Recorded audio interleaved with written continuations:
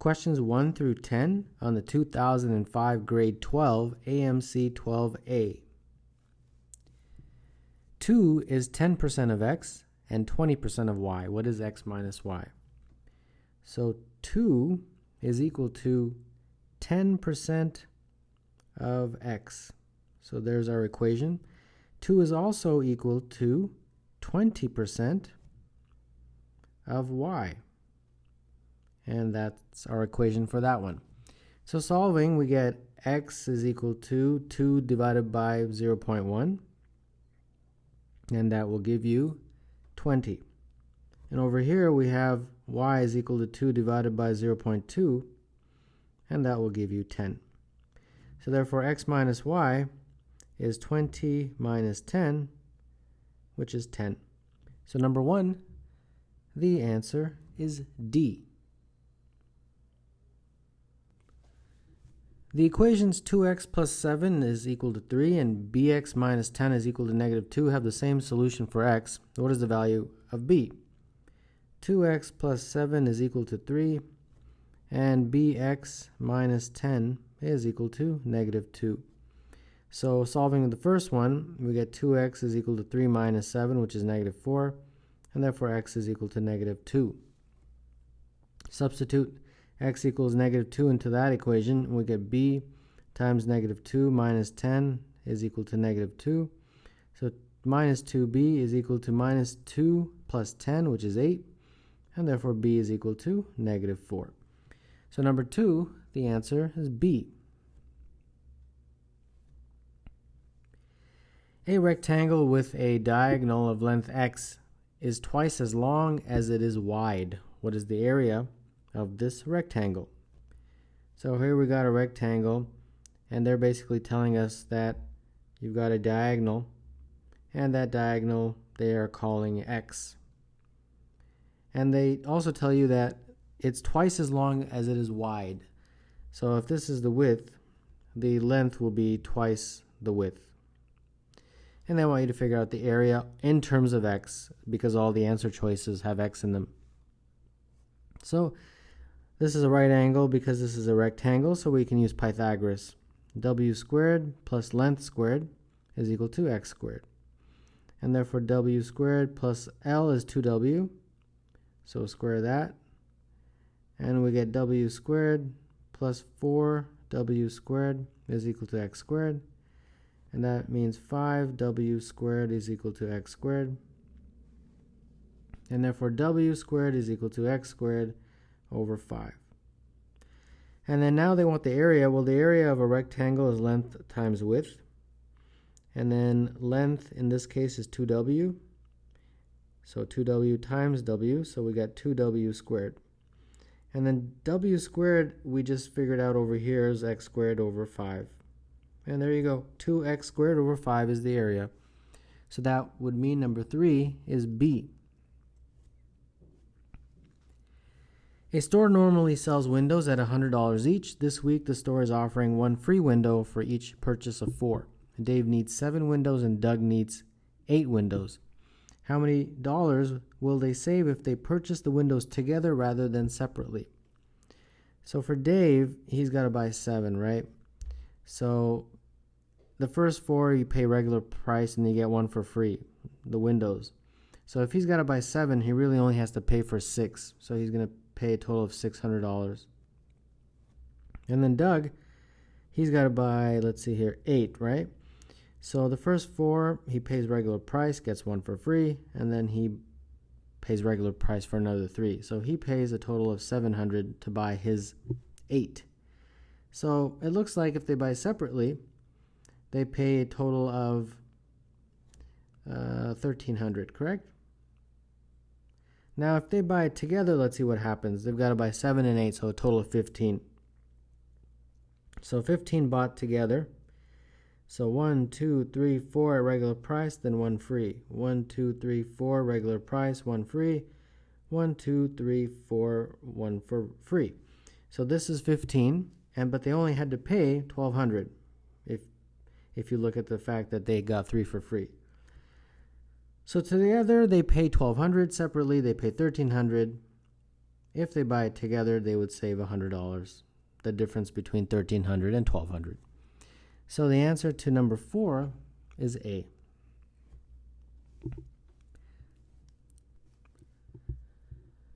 The average or mean of 20 numbers is 30. The average of 30 other numbers is 20. What is the average of all 50 numbers? So the first numbers, x1, x2, all the way up until, say, x20, right? That average is 30. And then they've got 30 other numbers, so I'll just call that y1, y2, plus all the way up until y30. And the average of those 30 numbers is 20. All right? So we would have to figure out the average of all of these. So x1 plus x2 all the way up until x20. And then, of course, we've got to add the y's, y1 plus y2 all the way up until y30. And you're going to divide by 50 because there's 50 numbers. Well, this first group right here, that sum we can figure out from here. It's basically 30 times 20. And then this group here, that sum we can figure out from this equation. It's 20 times 30. And then we have the denominator as 50. So this looks like 600 plus 600 divided by 50. So 1200 divided by 50, and that's 24. So there you go. 24 is the answer. Number 5, therefore, is B. Josh and Mike live 13 miles apart. Josh yesterday started to ride his bicycle toward Mike's house. A little later, Mike started to ride his bicycle toward Josh's house. When they met, Josh had ridden for twice the length of time as Mike and at 4/5 of Mike's rate. How many miles had Mike ridden when they met? So we've got a relationship between two friends, I'm assuming, Josh and Mike. And eventually, I don't know where they end up, but let's say they end up meeting here. So Josh and Mike end up here. And the total distance between them is 13. So the distance from Mike to that meeting point, I'll just call x. And therefore, this is 13 minus x, the distances. Now, the formula we're going to use is a formula that I hope you know. It's speed equals distance over time. So for Josh, his time, I'll just call it T1. And for Mike, I'll just call it T2. And for speeds, I'll call them S1 and S2. Sure? Now, they give us some important clues in the question. They tell you that the time for Josh is twice the time for Mike. Josh had ridden for twice the length of time as Mike. And then the speed, they say, is 4/5. So S1 is 4/5 S2. All right, so that's directly from the question. So now for each of these scenarios, let's use our formula and see what we get. So for the first one, we get S is equal to S1. Our distance is 13 minus x, and our time is T1. And not much we can do at this point, so I'll just put them all on one side like that. For this scenario, we have S2 is equal to x, because that's the distance there, divided by T2. And again, I'll just put them all on one side like that. Now at this point, you think, okay, where do I go from here? I've got so many variables. But the good news is that they've given us some relationships. So we'll use those. S1 is 4/5 S2. So this S1. T1 is 2 times T2. 13 minus x. So this becomes 8/5 S2 T2 is 13 minus x. And therefore, let's see here, S2 T2 is going to be 5/8 times 13 minus x. And there you have it. You got two equations that pretty much give you the same thing, so you make them equal to each other. So do that over here. S2T2 is x, but S2T2 is also 5 over 8 times 13 minus x. And if you solve this, you should be able to get the value of x. So let's go. 8x is equal to 65 minus 5x. And therefore, adding 5x to both sides, you get 13x is equal to 65. X therefore is 5. And there you go. We just found it. So number 6, the answer is 5, and that would mean choice B. Square EFGH is inside square ABCD so that each side of EFGH can be extended to pass through a vertex of ABCD. Square ABCD has side length root 50. E is between B and H, and BE is 1. What is the area of the inner square EFGH? Well, BE is 1, so we can label that. EH, I don't know. I'll call it X. And let's see here. Anything else they give us? Yeah, root 50 is the side length. And any other information? Well, we are told that it's a square. That's definitely helpful because it tells us that these are right angles. And if that's a right angle, then this is a right angle. So that means they've got a Pythagorean relationship right here. But let's see here. I need to find out AH from here to here. If I do that, I can figure this out. But one thing I noticed is that there's a lot of symmetry in this diagram. For example, in this triangle, right? This one right here. If you look at that triangle, you'll notice that the angles, if this, for example, is theta, this angle will be 90 minus theta. Correct? Why? Because this is 90. And in a very similar way, if you look at all the other triangles, like this one here, BEC, it's exactly the same. This angle will be theta, and then therefore this is 90 minus theta. So these are all similar triangles. So since they are similar triangles, this side is the same as this side. And if that is the case, which it is, that means this is 1. From A to H is 1. All right, there you go. We've got it. So we can use Pythagoras on AHB, or any triangle really. But on triangle AHB, let's use the Pythagorean theorem. We got 1 squared plus x plus 1 squared is equal to root 50 squared. This gives us 1 plus x plus 1 all squared is equal to 50. And therefore x plus 1 squared is equal to 49. And if you take the square root of both sides, you get x plus 1 equal to 7, and therefore x is 6. Now they want you to find the area of the inner square. No problem. The area of that square would be just x times x, which is x squared. And that would be 6 squared, which is 36. So number 7, the answer is C.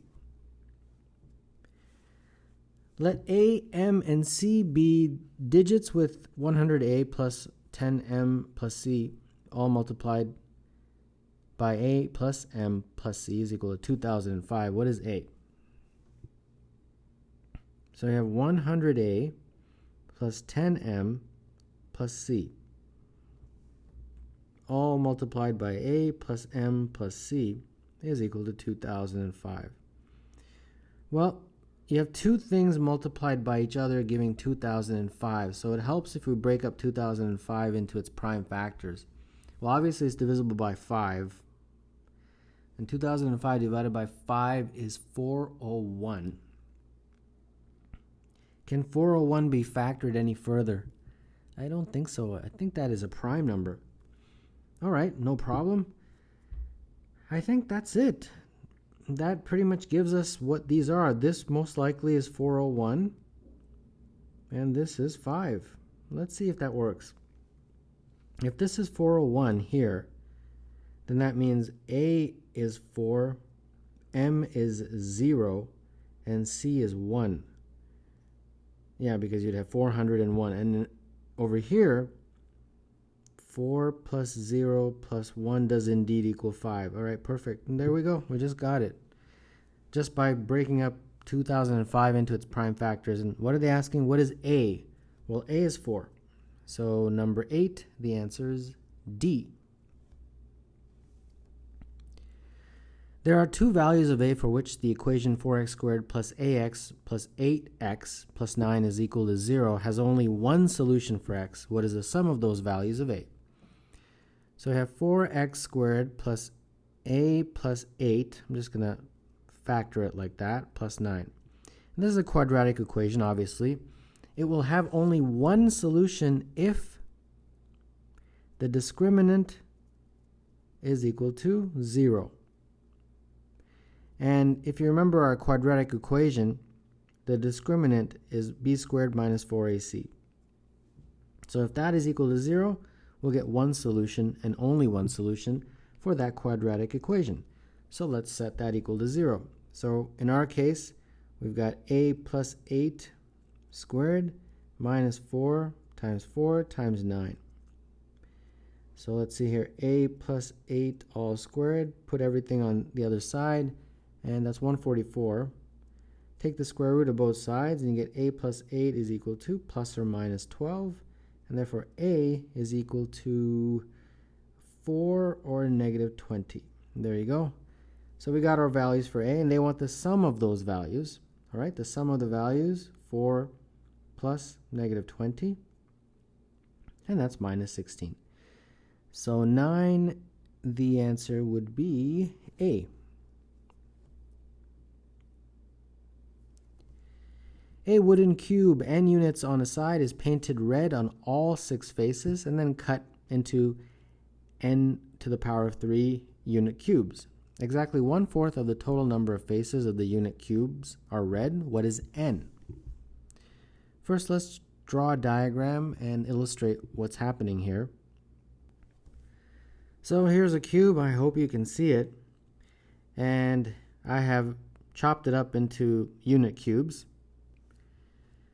And we are not told what n is. That's exactly what we have to actually figure out. But I chose n equal to 6 just to kind of illustrate what's going on. I think it makes it easier to understand. And then, of course, we can figure out what it is for n, just in general n.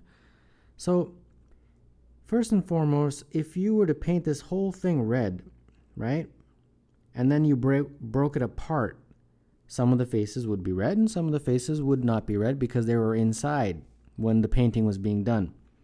So the first thing I want to do is count how many red will there be for each type of unit cube. So the corners, these guys right here, this is a corner, right? And for a corner, first and foremost, how many are there? There's 8. In any cube, there's going to be 8 corners. And how many red faces will each corner have? Well, each will have 3. So the total number of red faces will be 3 times 4, which is 24. All right? Any cube. Now we have edges. Edges are these guys right here. This one. See how those are edges? Those are the ones, not the corners, just the edges. Now for edges, how many are there? Well, that will depend, of course, on n. It will be n minus 2 for each edge row, because you can't count the corners, so you got to subtract the 2 corners. That's why it's n minus 2. And you multiply by the fact that there's 12 edges in any cube. Each of those edges has 2 red faces painted, right? And therefore the total will be 2 times 12 times n minus 2, which is 24 times n minus 2. All right? And then the last category of cube is the ones in the middle. These guys right here. You see those ones? Those are in the middle. And those are in the middle, and the number is going to be n minus 2 squared. And then you multiply by the 6, because there's 6 faces of every cube. Each of those has only 1 red face. So the total is 6 times n minus 2 squared. So if you add up all of these, you get the total, which is 24 plus 24 times n minus 2, plus 6 times n minus 2 all squared. Now, that equals something. They tell you exactly 1/4 of the total number of faces are red. Okay, well, if you have n to the power of 3 unit cubes, that's how many cubes you have. How many faces do you have? Well, you multiply by 6, and then they're telling you 1/4 of that are red. So this is our mathematical equation. Now, instead of expanding this out and solving, I didn't do that because this got a power of 3 in there. So I don't want to deal with a polynomial with a degree 3. So the way I did it is I just started plugging in the values of n and see which one matches. That's perfectly fine. It doesn't take that long to do either. And when I did that, I found that for n equals 4, it works. Because if you plug in n equals 4, you get on this side 96, and on that side you get 24 plus 48 plus 24, and that is of course 96. So that works. So number 10, the answer is B.